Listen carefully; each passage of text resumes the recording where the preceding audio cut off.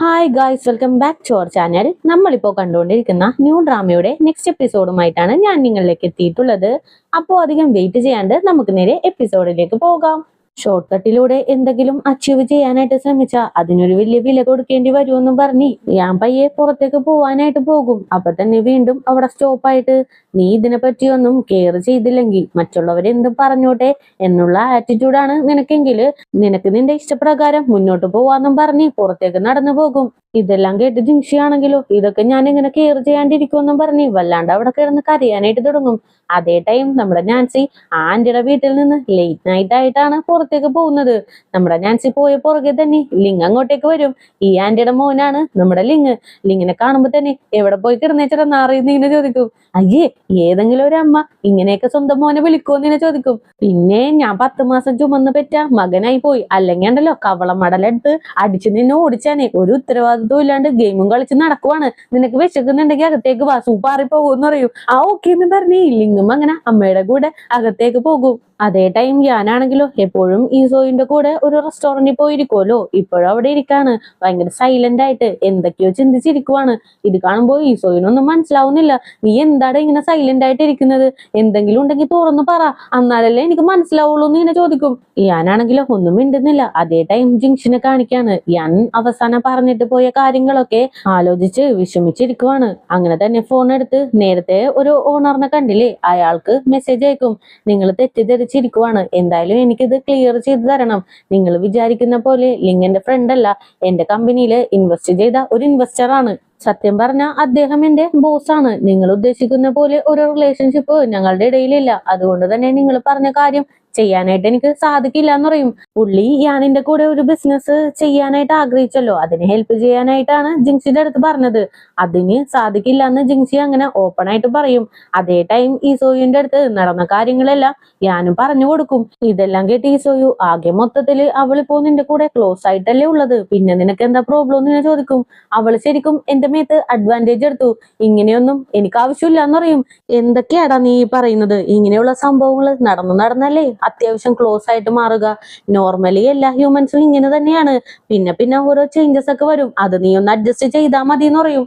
അതിന് എനിക്കൊരു മാറ്റവും ഇല്ലല്ലോ, അതേപോലെ ഇനി മാറാനും ഞാൻ നിൽക്കുന്നില്ല എന്നറിയും. നീ ശരിക്കും ജിങ്ഷിനെ പറ്റി ആലോചിച്ച് ഫീൽ ചെയ്യുന്നുണ്ട്, അതുകൊണ്ടാണ് ഇത്രയ്ക്കും ദേഷ്യം വരുന്നതെന്ന് പറയും. അങ്ങനെയല്ല, ഇങ്ങനെ ഒരു സർക്കിളില് ഇങ്ങനെ ഒരു റൂമർ സ്പ്രെഡ് ആയി കഴിഞ്ഞാല് എന്തൊക്കെ സംഭവിക്കുമെന്ന് അവൾക്ക് അറിയില്ല.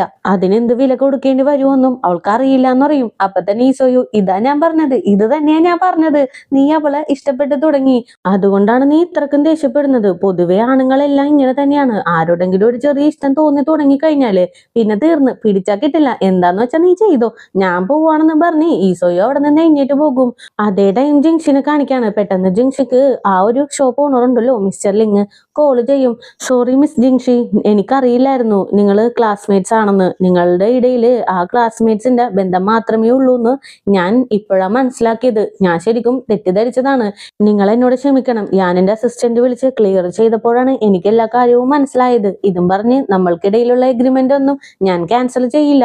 നമുക്കിടയിലുള്ള ബിസിനസ് ഇതേപോലെ തന്നെ സ്മൂത്ത് ആയിട്ട് മുന്നോട്ട് പോകുമെന്നും പറഞ്ഞ് അയാൾ കോള് കട്ട് ചെയ്യും. ജിങ്ഷിക്ക് അപ്പോഴാണ് കുറച്ചെങ്കിലും ആശ്വാസമാകുന്നത്. അങ്ങനെ നെക്സ്റ്റ് ഡേ മോർണിംഗ് ഓഫീസിലേക്ക് ചെന്നിരുന്ന് ഞാനിന് മെസ്സേജ് അയക്കാനായിട്ട് ടൈപ്പ് ചെയ്തുകൊണ്ടിരിക്കും. സോറിയൊക്കെയാണ് പറയുന്നത്, പക്ഷെ അതൊക്കെ ടൈപ്പ് ചെയ്ത് പൂർത്തിയാക്കാനായിട്ട് പുള്ളിക്കാരിക്ക് പറ്റുന്നില്ല. ആ ടൈമിനാണ് ലില്ലി അകത്തേക്ക് കയറി വരുന്നത്. എന്താടി ഇവിടെ എന്ന് ചോദിക്കും. വേറൊന്നുമില്ലടി, ഞാൻ എന്തായാലും നിങ്ങളുടെ കൂടെ ജോയിൻ ചെയ്യാന്ന് തീരുമാനിച്ചു, അതുകൊണ്ടാണ് ഞാൻ വന്നെന്നറിയും. ഇത് കേൾക്കുമ്പോൾ ജിൻസിക്ക് ഹാപ്പി ആകും. അതിനേലുപരി നമ്മുടെ സിസോന് ഭയങ്കര ഹാപ്പി ആകും. എന്തായാലും നമ്മുടെ എംപ്ലോയി അല്ലേ, ഞാൻ തന്നെ കൊണ്ടുപോയി എല്ലാ സ്ഥലവും ചുറ്റി കാണിച്ചു തരാന്നും പറഞ്ഞ് എല്ലാ സ്ഥലവും കാണിച്ചു കൊടുത്ത് അവസാനം ലില്ലി ഇരിക്കേണ്ട പ്ലേസ് വരെ കാണിച്ചു കൊടുക്കും. അതേ ടൈം ജിങ്ഷിയും എന്തായാലും ഞാനിന്റെ അടുത്ത് എക്സ്പ്ലെയിൻ ചെയ്തേക്കാന്നുള്ള രീതിയിൽ ഇന്നലെ ഞാൻ വേറെന്തോ വിചാരിച്ചു, പക്ഷെ വേറെന്തൊക്കെയാ നടന്നതെന്നും പറഞ്ഞ് ടൈപ്പ് ചെയ്തോണ്ടിരിക്കുമ്പോ പെട്ടെന്ന് ഇവർ എംപ്ലോയി നീ എന്തൊക്കെ എക്സ്പ്ലെയിൻ ചെയ്താലും നിന്നെ അറിയാവുന്നവർക്ക് നിന്നെ നന്നായിട്ട് തന്നെ അറിയാൻ പറ്റൂന്ന് പറയും. ഇത് കേൾക്കുമ്പോൾ ഇവൾക്ക് പെട്ടെന്ന് സ്ട്രൈക്ക് ഔട്ട് ആവും. ഇവൾക്ക് തന്നെ കണക്ട് ആവുന്ന രീതിയിൽ തോന്നും. ആക്ച്വലി പുള്ളിക്കാരൻ സിസോന്റെ അടുത്ത് പറഞ്ഞതാണ്. അങ്ങനെ തന്നെ ഇവള് ടൈപ്പ് ചെയ്തോണ്ടിരുന്നത്. അങ്ങനെ തന്നെ റൈസ് ചെയ്ത് ഇന്നലെ എന്തൊക്കെയോ സംഭവിച്ചു, ഇനി അങ്ങനെ നടക്കാണ്ട് ഞാൻ ശ്രദ്ധിച്ചോളാം. പിന്നെ ഞാനിത് വേണോന്ന് വെച്ച് ചെയ്തതല്ലാന്നും പറഞ്ഞ് എക്സ്പ്ലെയിൻ ചെയ്യാനായിട്ട് ഇങ്ങനെ ടൈപ്പ് ചെയ്തോണ്ടിരിക്കും. അപ്പോ ആ പയ്യൻ വീണ്ടും നീ വെറുതെ എക്സ്പ്ലെയിൻ ചെയ്തിട്ട് കാര്യമൊന്നുമില്ല, നിനക്ക് എന്താണോ വേണ്ടത് അത് നീ ചൂസ് ചെയ്യണോന്നറിയും. ഇത് കേൾക്കുമ്പോഴും ജിൻഷിക്ക് കണക്ട് ആവുന്ന പോലെ ഫീൽ ചെയ്യും. ഇനി എന്ത് ചെയ്യുമെന്നും പറഞ്ഞ് ഇപ്പൊ ടൈപ്പ് ചെയ്തത് പോലും ഡിലീറ്റ് ചെയ്തിട്ട് വല്ലാണ്ടിരിക്കും. കുറച്ചു നേരം കഴിയുമ്പോൾ ലില്ലി ജിൻഷിയുടെ അടുത്തേക്ക് വരും. എന്താടി നീ എന്താ ഇത്രക്ക് അപ്സെറ്റ് ആയിട്ട് ഇരിക്കുന്നതെന്ന് ചോദിക്കും. എനിക്ക് അറിഞ്ഞൂടാ, ഞാൻ ഇനി എങ്ങനെ യാനെ ഫേസ് ചെയ്യും, അതെനിക്ക് അറിയില്ല എന്ന് പറയും. എന്തായാലും നീ പറഞ്ഞത് സത്യം തന്നെയല്ലേ? നിന്റെ കമ്പനിയിൽ ഇൻവെസ്റ്റ് ചെയ്തിരിക്കുന്നത് യാനല്ലേ, പിന്നെ നീ എന്തിനാ ഇത്രക്ക് ഫീൽ ചെയ്യുന്നതെന്ന് ചോദിക്കും. ഇത് കേൾക്കുമ്പോ ജിൻഷിയും എന്തായാലും ഇപ്പൊ തന്നെ സോറി പറഞ്ഞേക്കാന്നുള്ള തീരുമാനത്തിലെത്തും.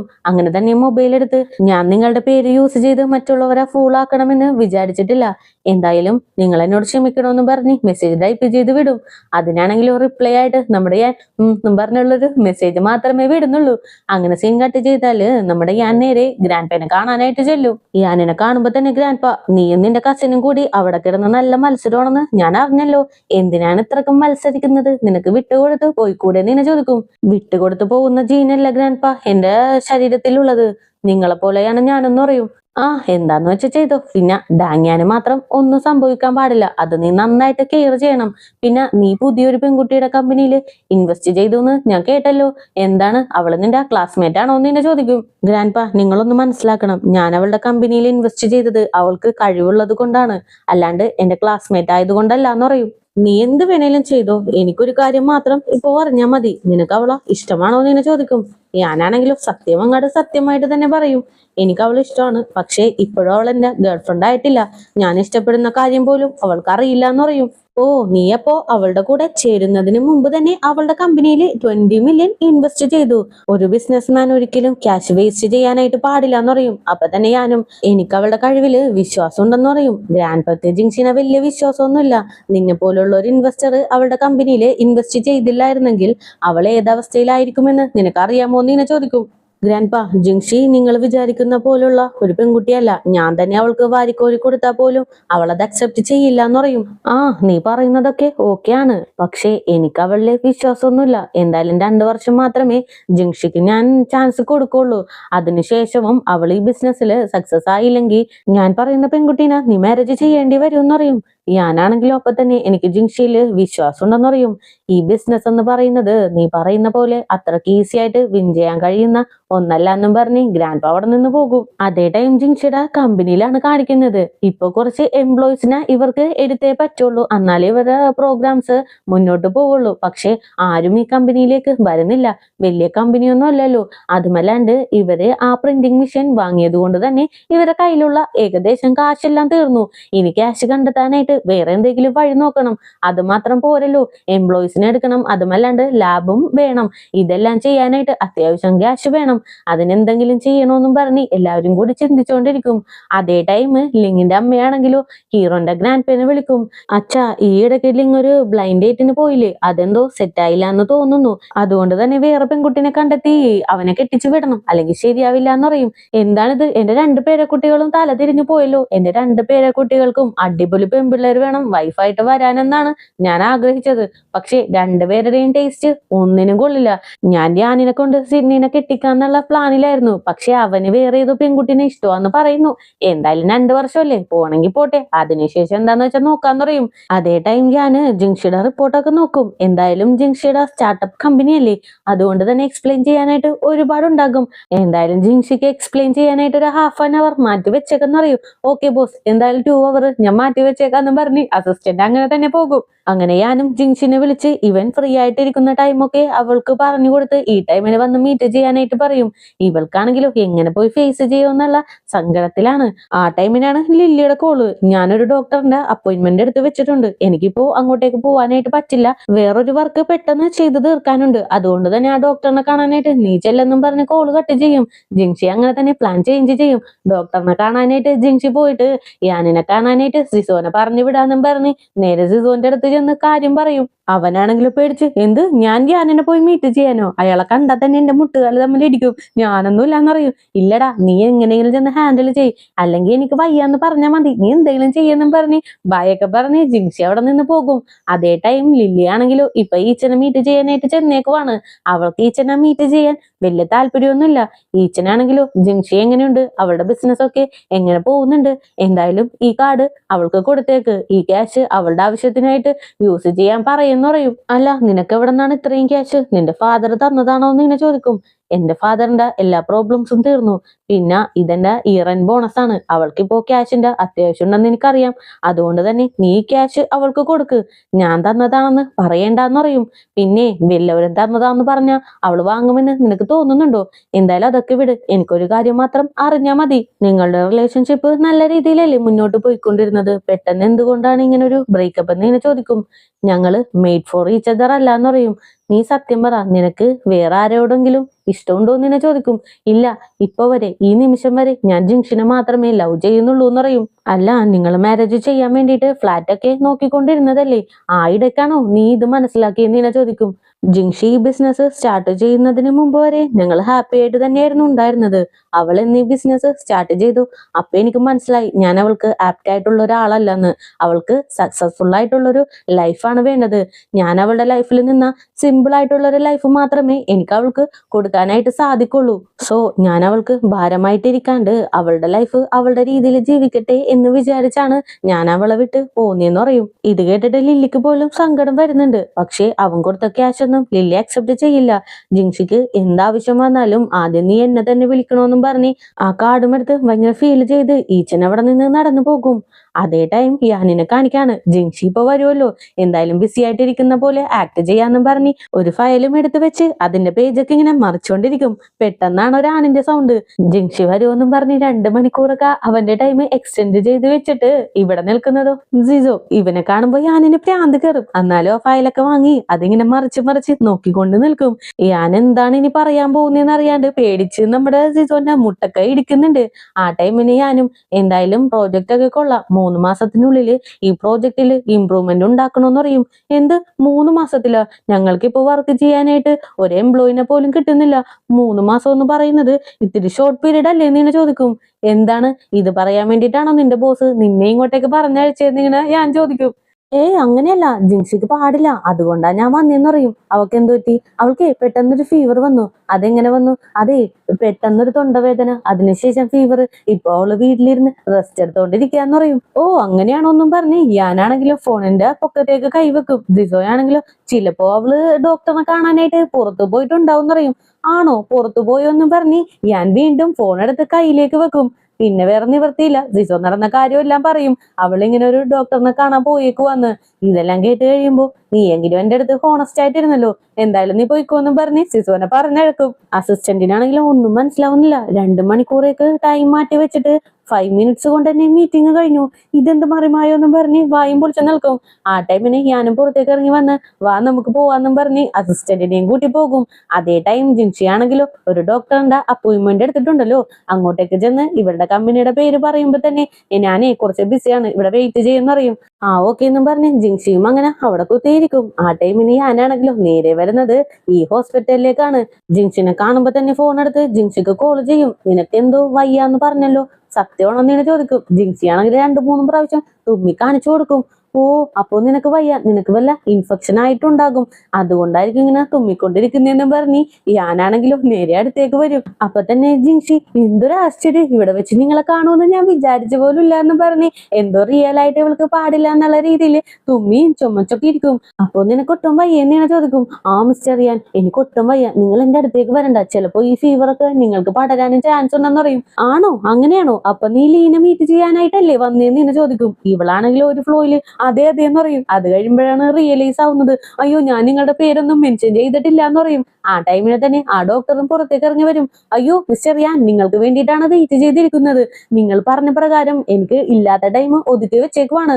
വാ അകത്തേക്ക് പോവാം, നമുക്ക് സംസാരിക്കാന്നും പറഞ്ഞ് യാനിനെയും കൂട്ടി അകത്തേക്ക് പോകും. അതേ ടൈം ലില്ലി ആണെങ്കിലോ അവളുടെ വർക്കെല്ലാം കഴിഞ്ഞ് ഓഫീസിലേക്ക് എത്തിയിട്ടുണ്ട്. ജിസോയാണെങ്കിൽ ഇവൾക്ക് ചോക്ലേറ്റ് എടുത്തു കൊടുക്കുന്നു, അതെടുത്തു കൊടുക്കുന്നു, ഇതെടുത്തു കൊടുക്കുന്നു. ലില്ലിനെ നല്ല രീതിക്ക് നോക്കുന്നുണ്ട്. അവസാനം ലില്ലിന്റെ അടുത്ത് നീ നൈറ്റ് ഫ്രീ ആണോ, നമുക്കൊരുമിച്ച് ഡിന്നറിന് പോയാലോ എന്ന് ചോദിക്കും.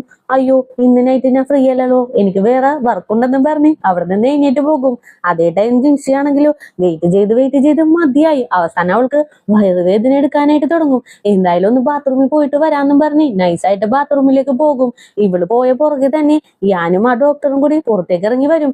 എന്തായാലും മിസ്റ്റർ യാൻ, നമുക്ക് ഡിന്നറിന് മീറ്റ് ചെയ്യാന്നും പറഞ്ഞ് ആ ഡോക്ടർ അവിടെ നിന്ന് പയ്യെ നടന്നു പോകും.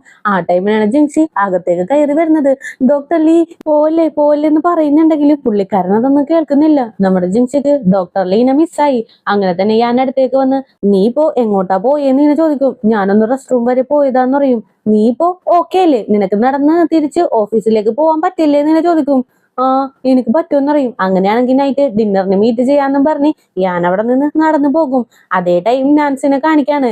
ലിങ്ങിന്റെ അമ്മേനെ മ്യൂസിക് പഠിപ്പിക്കാനായിട്ട് പുള്ളിക്കാരിയാണല്ലോ ചെന്നിട്ടുള്ളത്. അങ്ങനെ നാൻസി അമ്മയുടെ അടുത്തൊന്ന് പാട്ട് പാടാനായിട്ട് പറയും. അമ്മയാണെങ്കിൽ പാട്ട് പാടി ശ്വാസം മുട്ടും. അയ്യോ ആന്റി, അങ്ങനെയല്ല, ഞാൻ പറയുന്ന പോലെ ശ്രുതിയിട്ട് പാടിയാ മതി എന്നും പറഞ്ഞ് രണ്ടുപേരും കൂടി അവിടെ ഇരുന്ന് കാളരാഗം പാടാനായിട്ട് തുടങ്ങും. ആ ടൈമിനാണ് ലിങ്ങും വീട്ടിലേക്ക് വരുന്നത്. അമ്മയുടെ സൗണ്ട് കേൾക്കുമ്പോ അയ്യോ എന്റെ അമ്മക്ക് എന്ത് പറ്റിയെന്ന് പറഞ്ഞ് ഓടി അകത്തേക്ക് വരും. ആരാണപ്പ ഈ വന്നേക്കുന്നതെന്ന് പറഞ്ഞ് നാൻസി ഒളിഞ്ഞു നോക്കുമ്പോ നമ്മുടെ ലിങ് രണ്ടുപേരും പരസ്പരം കണ്ട് ഷോക്കായിട്ട് നീ എന്താ ഇവിടെ ഇങ്ങനെ ചോദിക്കും. അങ്ങനെ സീൻ കട്ട് ചെയ്താല് 3 പേരും കൂടി ഇരിക്കുവാണ്. അമ്മ ഇരുന്നിട്ട് നിനക്ക് ഇവളെ നേരത്തെ അറിയോന്ന് ഇങ്ങനെ ചോദിക്കും. ഇല്ല, ഞാൻ ഇവളെ ഇപ്പോഴാണ് മീറ്റ് ചെയ്യുന്നത്. അല്ല, ഇവളെന്താ എവിടെയെന്ന് ഇങ്ങനെ ചോദിക്കും. അയ്യോ നീ ഒന്ന് സമാധാനത്തിലിരിക്ക്, ഞാൻ നിന്റെ അടുത്ത് ഈ കാര്യം പറയാൻ വിട്ടുപോയി. നെക്സ്റ്റ് മന്ത് നടക്കുന്ന മ്യൂസിക് കോമ്പറ്റീഷനില് ഞാനും പാർട്ടിസിപ്പേറ്റ് ചെയ്യുന്നുണ്ട്. അതിന് മ്യൂസിക് പഠിപ്പിക്കാൻ വേണ്ടിയിട്ടാണ് ഞാൻ ഈ ടീച്ചറിനെ അപ്പോയിന്റ് ചെയ്തെന്ന് പറയും. നാൻസി ആണെങ്കിലോ കിട്ടുന്ന ഗ്യാപ്പിന് മൊത്തം ഇങ്ങനെ ഇൻസൾട്ട് ചെയ്തുകൊണ്ടിരിക്കും. ഇവൻ ഇത് കണ്ട് പ്രാന്തായിട്ടിരിക്കുകയാണ്. അപ്പോഴാണ് അമ്മ എന്തായാലും നീ ഇവിടെ വന്നതല്ലേ, പോയി കുറച്ച് ഫ്രൂട്ട്സ് കട്ട് ചെയ്തുകൊണ്ട് വന്നറിയും. എന്ത്, ഞാനോ? ഇവൾക്കോ? ഞാനൊന്നും ചെയ്യില്ല എന്ന് പറഞ്ഞ് തിരിഞ്ഞിരിക്കും. കണ്ട മോളെ കണ്ട, എന്റെ വയറ്റിൽ വന്ന ഒരേ ഒരു കുരിപ്പാണിത്. കല്യാണം പോലും കഴിഞ്ഞിട്ടില്ല, അതിനു മുമ്പ് തന്നെ അമ്മ പറയുന്നതൊന്നും കേൾക്കില്ല എന്നും പറഞ്ഞ് വല്ലാണ്ട് ഇങ്ങനെ പെറുപെറുക്കും. അവസാനം ഇങ്ങനെ തന്നെ ഭ്രാന്ത് കയറി ചാടി കഴിഞ്ഞിട്ട് അമ്മ മതി നിർത്ത്, എന്താ ചെയ്യണ്ട, ഫ്രൂട്ട്സ് കട്ട് ചെയ്തുകൊണ്ട് വരണം, അതല്ലേ ഞാൻ ചെയ്തോളാന്നും പറഞ്ഞ് പയ്യെ നടക്കും. അതിനിടയിൽ വേറൊരു സാധനം കൂടി അതിൽ ആഡ് ചെയ്യാനായിട്ട് പറയും. ആ ഓക്കെ എന്നും പറഞ്ഞ് ഭ്രാന്ത് കയറി കിച്ചണിലേക്ക് പോകും. എന്നിട്ട് കിച്ചണിൽ കയറി നിന്ന് അമ്മ ഇവിടെ എന്താണ് ഈ കരിഞ്ഞോണ്ടിരിക്കുന്നത്, അമ്മക്കൊരു ഉത്തരവാദിത്വം ഇല്ലാന്നും പറഞ്ഞിരുന്നോണ പറയും. ഇത് കേൾക്കുമ്പോ അമ്മ പേടിച്ചു ഓടി കിച്ചണിലേക്ക് ചെല്ലും. എന്താണ് നീ എന്നെ പേടിപ്പിക്കുന്നു, നിനക്ക് എന്താണ് വട്ടാണെന്ന് ചോദിക്കും. അമ്മ എനിക്ക് അമ്മയുടെ ഹെൽപ്പ് വേണം, അവളെ ഒന്ന് എന്റെ വീചാറ്റിൽ ആഡ് ചെയ്യണം. എനിക്ക് അവളെ ഇഷ്ടമൊന്നുമല്ല, പിന്നെ എനിക്കൊരു കാര്യം ഡിസ്കസ് ചെയ്യാനാന്ന് പറയും. പിന്നെ ഇഷ്ടമില്ലാത്ത ആളുടെ അടുത്ത് നീ എന്ത് ഡിസ്കസ് ചെയ്യാനാണ്, പോടാ പോന്ന് പറയും. അമ്മ ഒന്ന് പറ, എനിക്ക് അവളെ ഇഷ്ടമൊന്നുമല്ല, എനിക്ക് എങ്ങനെയെങ്കിലും അവളെ ഒന്ന് വീചാറ്റിൽ ആഡ് ചെയ്യണം, അമ്മ ഒന്ന് ഹെൽപ്പ് ചെയ്യുമോന്ന് ഇങ്ങനെ ചോദിക്കും. പോടാ പോ മോനെന്നും പറഞ്ഞ് അമ്മ അങ്ങനെ തന്നെ പുറത്തേക്ക് പോകും. അങ്ങനെ നാൻസിയും തിരിച്ചു പോവാനായിട്ട് നിൽക്കുമ്പോ അമ്മയാണെങ്കിലോ പെട്ടെന്ന് ഓടിച്ചെന്ന് ദേ എന്റെ മോനുണ്ടല്ലോ ഫ്രീ ആണ്, നിനക്ക് എന്ത് ഹെൽപ്പ് വേണമെങ്കിലും ഇവന്റെ അടുത്ത് പറഞ്ഞാൽ മതി, എന്തായാലും നിങ്ങളെ വീചാറ്റിൽ ഫ്രണ്ട്സ് ആയിക്കോന്നും പറഞ്ഞ് അവളുടെ നമ്പറൊക്കെ വാങ്ങും. അങ്ങനെ നാൻസി പോയി കഴിയുമ്പോ എങ്ങനെയുണ്ട് അമ്മയുടെ ബുദ്ധി, സൂപ്പർ അല്ലേന്നും ചോദിച്ച് രണ്ടുപേരും പരസ്പരം നോക്കി ചിരിച്ചോണ്ട് നിൽക്കും. എന്തായാലും ഇതോടുകൂടി തന്നെ ഇന്നത്തെ എപ്പിസോഡും കൂടി ഇവിടെ അവസാനിക്കുകയാണ്. നെക്സ്റ്റ് എപ്പിസോഡുമായിട്ട് എത്രയും പെട്ടെന്ന് തന്നെ വരുന്നതായിരിക്കും. അപ്പോൾ പുതിയ കൂട്ടുകാരെങ്കിലും നമ്മുടെ ഈ ചാനൽ വിസിറ്റ് ചെയ്തിട്ടുണ്ടെങ്കിൽ സബ്സ്ക്രൈബ് ചെയ്ത് കൂടെയുള്ള ബെല്ലൈക്കണും കൂടി എനേബിൾ ചെയ്ത് വെച്ചേക്കുക. കൂടെ തന്നെ വീഡിയോക്ക് ഒരു ലൈക്കും വീഡിയോനെ കുറിച്ചുള്ള അഭിപ്രായങ്ങൾ കമന്റിലൂടെയും അറിയിച്ച് ഞങ്ങളെ സപ്പോർട്ട് ചെയ്യുക. അപ്പോൾ നെക്സ്റ്റ് എപ്പിസോഡുമായിട്ട് വരുന്നവരേക്കും tata bye bye, see U.